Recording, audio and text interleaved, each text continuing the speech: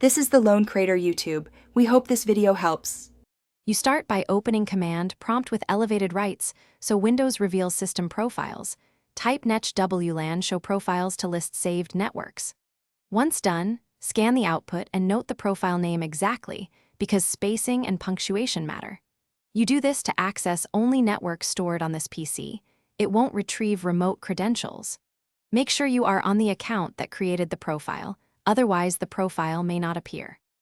Next, run netsh wlan show profile name equals profile, key equals clear, substituting the profile name you noted.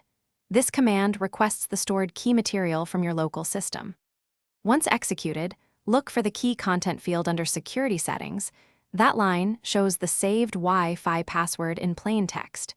You do this locally because Windows stores the key encrypted for the user. Showing key equals clear instructs the system to decrypt it for display.